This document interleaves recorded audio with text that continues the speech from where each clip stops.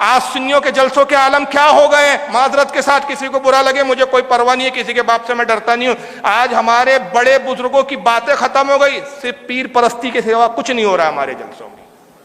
بس پیر پیر پیر. کون سے جھنڈے گاڑ لیا آپ کے پیر نے بھائی, 4 ڈھنگ کے مسلمان بھی نہیں بنائے ہیں. پیروں کی تعریفوں کے علاوہ جلسوں میں کچھ نہیں ہے ہمارے یہاں.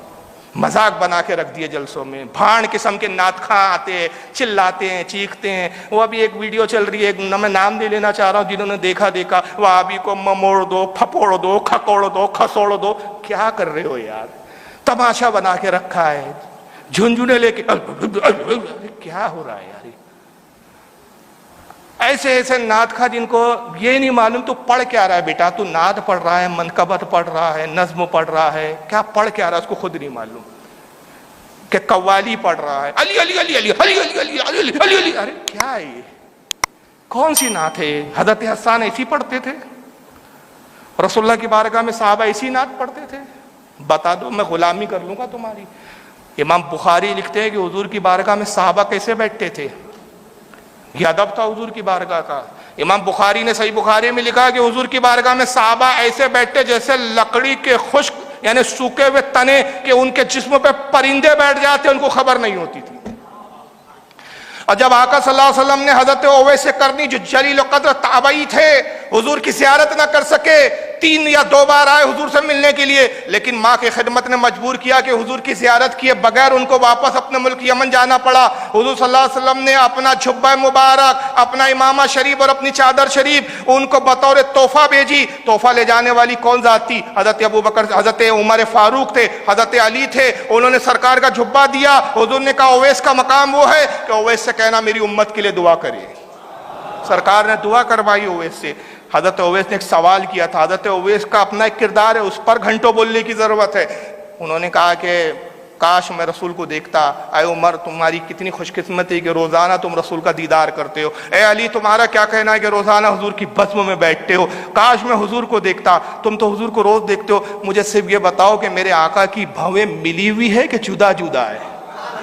بھویں ملی ہوئی ہے کہ جدا جدا ہے؟ دونوں صحابی رونے لگے اور ایک دوسرے کا چہرہ دیکھنے لگے. کہا اویس ہمیں معاف کرو, خدا کی قسم ہم نہیں بتا سکتے کہ حضور کی بھویں ملی ہے یا جدا جدا, اس لیے کہ جب ہم حضور کی بارگاہ میں ہوتے ہماری ہمتیں نہیں ہوتی کہ حضور کے چہرے پر نگاہ اٹھا کے غور سے دیکھے. ہم تو ادب کے مارے جھکے ہوئے ہوتے, ایسے جھکے ہوئے ہوتے کہ گویا حضور کے سامنے ہم مردے حالت میں پڑے ہوئے ہو. ہمارے یہ ادب کا عالم ہے. ابو بکر حضرت عمر جو ہے حلیہ نہ بتا سکے ادب کی وجہ سے, علی نہ بتا سکے, اور تم کہتے ہو حضور بزم میں آتے ہیں, حضور بزم میں تشریف لاتے. اب خبیث تیرا عقیدہ ہے حضور بزم میں آتے اور تو بھاڑ پنے کر رہا ہے, وہاں نوٹنکی کر رہا ہے.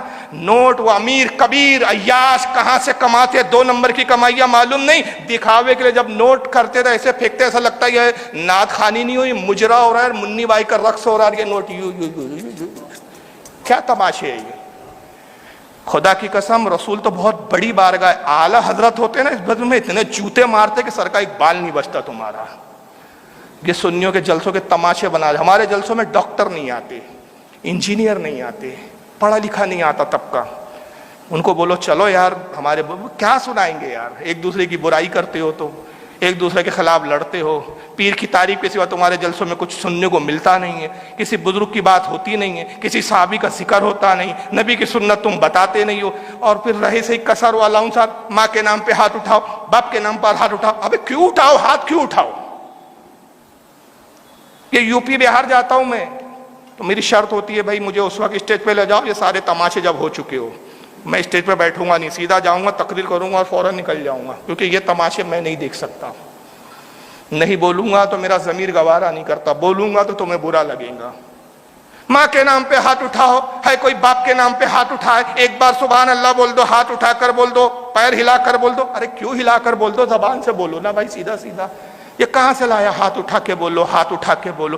اب ایک ڈاکٹر ہے, میں ریئلٹی بتا رہا ہوں یار, آپ کے یہاں کا ایک بہت بڑا ڈاکٹر, کوئی اسپیشلسٹ ہو, کوئی سول سرجن ہو, اس کو آپ اپنی بزم میں لاؤ اور کرسی پہ بٹھا دو, اس کا پوزیشن, اس کا منصب, اور اسے بولو باپ کے نام پہ ہاتھ اٹھا, اٹھا ماں کے نام پر ہاتھ.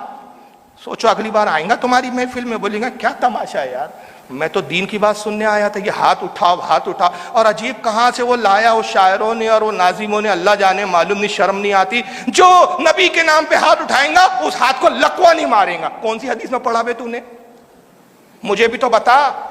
4000 کتابیں ہیں میری اپنی ذاتی لائبریری میں، مجھے تو آج تک ایسی کوئی حدیث نہیں ملی کہ رسول کے نام پہ ہاتھ اٹھا، باپ کے نام پہ ہاتھ اٹھا تو ہاتھ کو لقوہ نہیں ماریں گا۔ کہاں سے پڑھ لیا بے تو نے؟ کون سی کتاب میں؟ ذرا ہمیں بھی تو دکھا، لقوہ نہیں ماریں گا۔ مذاق بناتے ہو یار، اور صحیح میں اس کو لقوہ ہو گیا تو معاذ اللہ اس کا دین سے اعتماد کمزور ہو جائے۔ یار میں نے تو سن کر آیا تھا، صاحب الاؤنسر تو بول رہا تھا یار اب لقوہ نہیں ماریں گے، مجھے تو لقوہ ہی مار دیا۔ تو اس طرح کی من گھڑت چیزوں سے ہمارے جلسوں کا تقدس خراب ہو رہا ہے۔